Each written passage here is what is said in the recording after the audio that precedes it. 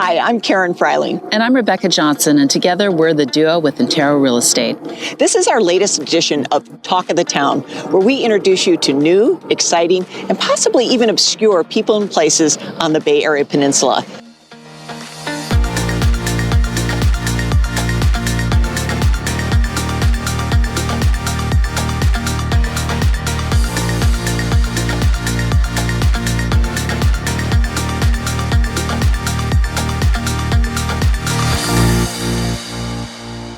Today, we're going to introduce you to a real gem, Portola Vineyards, nestled in the Palo Alto foothills. Many people are surprised to hear that the hills above Silicon Valley are rich in viticultural history. Come, let's take a look. So, Len, tell me, how did you get in the wine business? Well, that wasn't the plan, actually. We were in the vineyard business.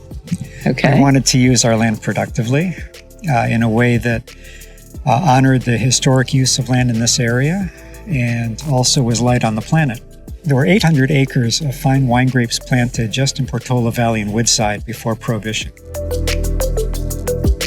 There are over 50 wineries here in the Santa Cruz Mountains. Wow. And some of the finest wineries in the world are here in Silicon Valley, not in Napa and Sonoma. So you may recall the royal wedding that took place in the UK a little over a year ago. The Pinot Noir that was served was from Mount Eden Winery in Saratoga. The Judgment of Paris was a blind tasting of the finest North American wines against the best French wines. The French said, impossible. Let's try this again. Impossible. With the best 30-year-old French Cabernets against the best 30-year-old North American Cabernets. It wasn't quite fair because we hadn't been making fine wines that long. But we did that, and that's a very high bar for quality of wine. La première place, avec un total de 132, revient au Château Montelena de Napa Valley, en Californie. It was ridged this time here in Cupertino, so Silicon Valley. So very fine wineries. Many are closed to the public as we are. Windy roads, it takes some effort to actually visit these wineries. It's a wonderful activity for a weekend. Always call in advance to make sure they're open. So when did you first plant your vineyard here? We planted this in 2003. Wine grapes yield their full commercial yield in their third year. So by 2006, we were harvesting commercial wines. Wow. And they'll yield for over 100 years. They'll outlive me. They will. They're beautiful. We love being among the vines. My wife grew up in Istanbul and makes fantastic stuffed grape leaves, dolmas, right off the vines. Oh, so it's delicious. It's a real pleasure to be with them. But it's well, you guys make quite the match then for the vineyard, right? We each do our part. But it's part of our heritage living in Northern California to grow grapes and make wine. We're a tiny operation, but we produce 6 different wines, 2 different Pinot Noirs, a Rosé, a Chardonnay, a Cabernet Sauvignon, and a white port infused with almonds we call almondral. That sounds special. That is a unique wine. I got kind of tired making Chardonnay, Pinot Noir, Cabernet Sauvignon year after year, so we experimented and wanted to be a little creative. And we tried lavender, tangerine peel, anise, all sorts of things. And the almonds just work really beautifully. I think it's wonderful sprinkled on a tiramisu or your favorite dessert. I think I might get some of that for this evening. So I noticed that you have this unique symbol on your wine bottles, which is a hawk. Okay, can you divulge what the hawk is all about? We wanted to speak to the place with our label. And almost constantly there's a hawk or two circling overhead. And so that reminds us of this space in our vineyard. That's a really cool thing. Where can people get your wine and how can they become a member? Our wine is carried by local supermarkets within about 10 miles, really Redwood City through Santa Clara. Occasionally people will order online or just stop in at the winery. People can become members online. It's quite simple, and typically our members will pick up 3 bottles every quarter here at the winery. So you mentioned Pinot and pizza, but I know that I've attended something really fun here in the summer, which I think you call your summer jazz. Yeah. We just completed our 9th year of Summer Jazz. We invite really fine jazz artists to perform here. These are artists who will be playing at Yoshi's Oakland or Monterey Jazz Festival. People bring friends and a picnic and spread out on the ground. We're limited to 200 attendees per concert, and all the concerts sell out 3 to 4 weeks in advance.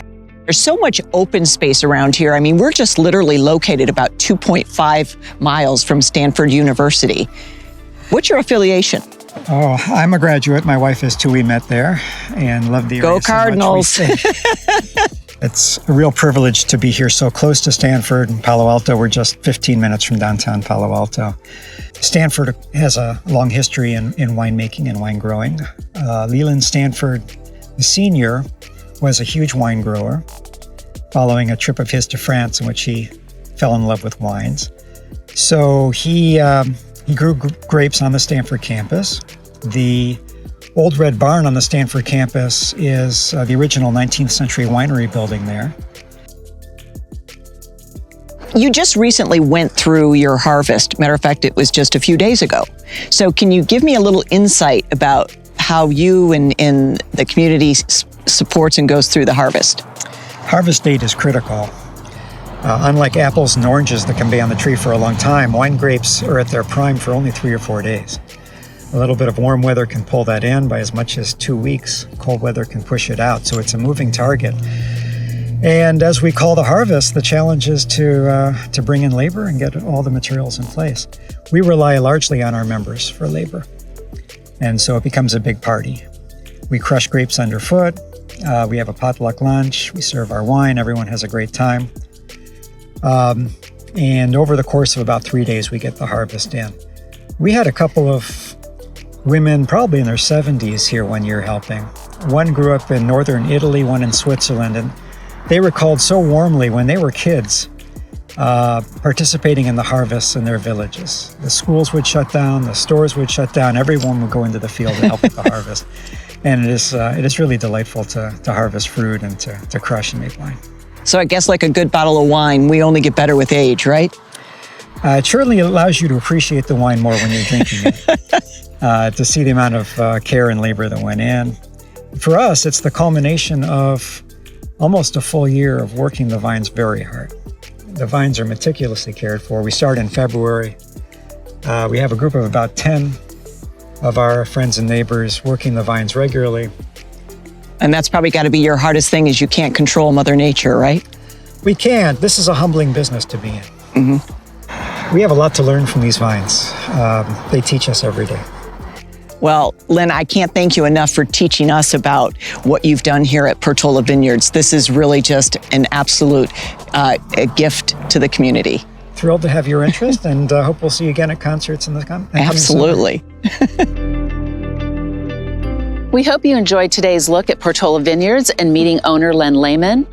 Stay tuned for our next episode of Talk of the Town.